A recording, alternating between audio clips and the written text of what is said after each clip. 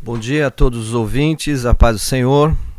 Quero começar agradecendo o convite e esse tempo muito bom, muito agradável que a gente teve aqui com os irmãos da IEPAS. Eu quero agradecer ao pastor Natanael Rinaldi Filho pela oportunidade, as irmãs que organizaram o Congresso de Missões e compartilhar um pouquinho com os irmãos nesses breves minutos a respeito de missões que ainda, de certa forma, não tão explorado. Isso pode parecer um pouco estranho, mas ainda é um pouco não explorado em nossas igrejas, em nossos ministérios. Não tem um destaque, talvez, não tem a proeminência que deveria ter. Eu quero, então, convidar os irmãos que estão nos ouvindo para que a gente medite, para que nós meditemos, na verdade, em Apocalipse, capítulo 7. Eu vou ler Apocalipse, capítulo 7, versículos 9 e 10, para dar base a essa fala que eu quero compartilhar com os irmãos nos próximos 15 minutos.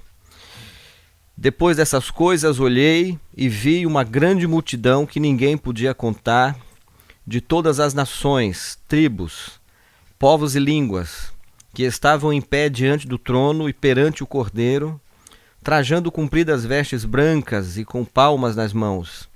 Clamavam com grande voz: salvação ao nosso Deus, que está assentado no trono, e ao Cordeiro.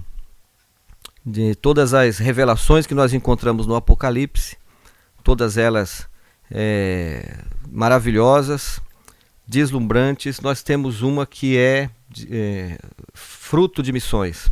Dentre outras, é resultado de missões. É resultado da ação evangelística, desde a ação evangelística pessoal, de pessoas que terão sido convencidas ou terão sido alcançadas por testemunho pessoal, evangelismo pessoal, e até mesmo pessoas que foram levadas a Cristo através de grandes eventos, de pessoas que foram levadas a Cristo através de testemunhos, pessoas que ouviram o evangelho na igreja, nas casas, pessoas que foram alcançadas nos lugares mais distantes, nos recônditos mais inóspitos, e pessoas que foram alcançadas em grandes centros. Eu gosto de pensar a respeito disso. Diante do Senhor estarão pessoas que foram alcançadas das mais variadas formas e nos lugares mais inusitados. Todavia eles comporão nesse conjunto salvos que foram resgatados por uma pessoa só, Jesus Cristo, aquele que veio e deu a sua vida para que todo aquele que nele crê não pereça, mas tenha vida eterna. O fato é que missões é a nossa responsabilidade. Missões, e quando nós falarmos missões, a gente deve entender a missão tanto no âmbito local, né, a missão feita no nosso ambiente mais imediato, quer seja na nossa casa, quer seja no nosso círculo de amizade, quer seja nos lugares onde nós estudamos, trabalhamos, ou nos lugares mais distantes, né, no âmbito da igreja. E também missões devem ser entendidas no âmbito translocal, né, no âmbito transcultural, onde pessoas que têm uma vocação, pessoas que são preparadas e são enviadas, vão alcançar pessoas que jamais seriam alcançadas se não tivessem não só um chamado, uma vocação. Pessoas jamais seriam alcançadas se não tivessem pessoas com chamado e vocação e se não fossem amparadas, enviadas pela igreja. Então, quando nós falarmos missões, eu gostaria que os ouvintes entendessem isso. Missões que abrangem desde a evangelização local, as ações em campos distantes, em lugares distantes, em países distantes, entre povos que talvez muitos de nós, não os conheceremos pessoalmente, mas nós devemos nos sentir comprometidos de forma que essas pessoas conheçam a Jesus. Então, nessa visão do Apocalipse, nós encontramos multidões de pessoas, mas para explorar isso, eu gostaria de que cada ouvinte se sentisse como responsável pessoal por todas essas pessoas. E você poderia perguntar: mas de que forma, pastor, eu posso me sentir responsável em alcançar pessoas que estarão diante do Senhor, diante do trono do Senhor, naquele grande dia em que todos os salvos se reunirão? Eu acredito que a gente não pode simplificar de tudo isso, mas não é tão difícil de entender. Eu costumo pensar que todo cristão, todo crente, que no momento em que ele passa, no momento em que ele passou a crer no Senhor Jesus, no pacote, por assim dizer, da salvação, vem o compromisso também de compartilhar a sua fé. Isso nós vemos nos 4 evangelhos, isso nós vemos na continuidade, né, dos evangelhos por Atos dos Apóstolos. Isso está, de certa forma, nas entrelinhas, outrora de forma explícita nas cartas paulinas, nas cartas universais, nas cartas pastorais. Nós encontramos o tempo todo o crente protagonizando a história, a continuidade da história do evangelismo como um agente, né, agente responsável por levar o evangelho a cada pessoa. Então, de certa maneira, todo crente, ele precisa entender que ele é o agente que dá continuidade à pregação do evangelho. E ele pode fazer isso de várias formas. A forma mais eficaz, que eu acredito, é o testemunho pessoal. Há muitas pessoas que dizem, mas eu não sei pregar. Mas vamos lembrar que a nossa vida deve ser uma pregação, né? A nossa vida precisa ser uma mensagem explícita, né? Nas palavras de Paulo, nós somos uma carta escrita e lida por dentro, por fora, enfim. A nossa vida precisa ser uma história, a história do grande amor de Jesus que nos salvou. Cada um de nós que já conhecemos a Jesus, nós temos uma história que ela é muito peculiar. Há uma história comum em todos nós, né? Eu gostaria, inclusive, de indicar a você que, de repente, usa, de certa forma, esse subterfúgio, usa o argumento de que não sabe pregar, conta o seu testemunho. Fala de como Jesus mudou a sua vida, porque essa é a história comum de todos nós. Nós éramos pecadores, perdidos, nós éramos pecadores desesperançosos, nós éramos pecadores sem rumo, e um dia o Senhor Jesus nos salvou e nos alcançou. Eu acredito que não existe, talvez, mensagem mais poderosa do que a mensagem da salvação.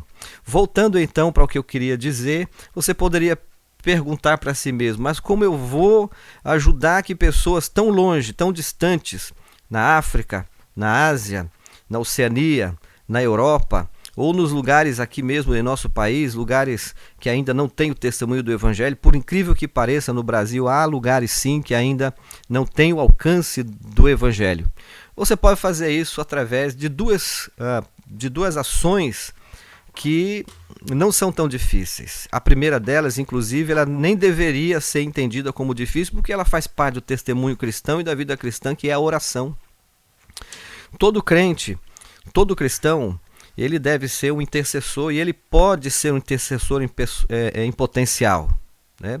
Todo cristão, ele pode e ele deve usar de parte do seu tempo de oração e de intercessão momentos em que ele vai buscar em Deus a salvação de pessoas, como eu disse no começo, desde o seu âmbito mais restrito, mais próximo, até pessoas que estão longe e distantes. Eu tenho andado por alguns lugares, eu me lembro de estar um dia numa cidade chamada Rufisque, próxima a Dakar, no Senegal, e nós caminhamos muitos quilômetros até um lugar desértico, um lugar distante, e nós encontramos um missionário em que ele dizia que durante 10 anos ele orou para que pessoas chegassem até aquele lugar, e nós estávamos indo até ali para consolidar um trabalho de uma missão. No caso, à época, era a missão Kairos, né, na época dirigida pelo nosso saudoso pastor Valdemar de Carvalho.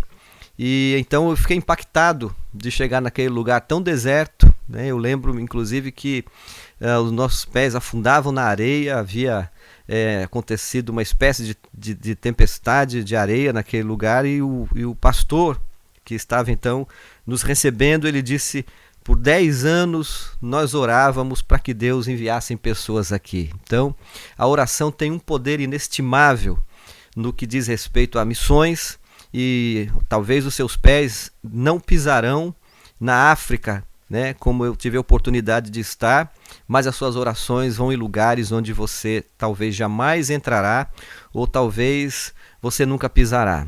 A outra forma de se contribuir para que pessoas conheçam ao Senhor Jesus e que se cumpra, né? Porque há nessa passagem que eu li de Apocalipse, há nas entrelinhas e nos bastidores, há o protagonismo da igreja como um todo, e você, irmão, irmã, você que é crente, você faz parte disso. A outra forma é contribuir significativamente para missões. E quando eu digo significativamente, eu não falo de valores, eu não falo de montante, né? Eu lembro de 2 aos Coríntios, capítulo 9, versículo 6, quando a gente encontra: cada um contribua segundo o seu coração, não com tristeza, mas com alegria, ok? Você deve contribuir, porque Deus ama aquele que dá com alegria, vai dizer o texto. Você deve contribuir sim, para que pessoas tenham suporte financeiro, né? Essa é uma forma de fazer missões. Gosto muito do slogan da missão Novas Tribos, Missão Novas Tribos do Brasil. Tem um slogan que diz: missões se faz com os pés daquele que vai, com os joelhos daquele que ora e com as mãos daquele que contribui. Então, de uma forma bem simples, eu procurei expor de que maneira nós podemos executar o nosso chamado e como esse chamado lá na frente, no futuro, não tão incerto, porque eu creio na volta iminente do Senhor Jesus, num futuro não tão incerto, não tão incerto como eu disse, mas eu creio que em breve nós veremos a realização dessa visão que o apóstolo João está tendo aqui, e o mais importante e o mais interessante de tudo isso, você tendo uma participação direta com o seu testemunho, com a sua oração, com a sua contribuição, e quizás, e quem dera, que você fosse um desses enviados às nações. Deus abençoe os irmãos. Pastor Natanael.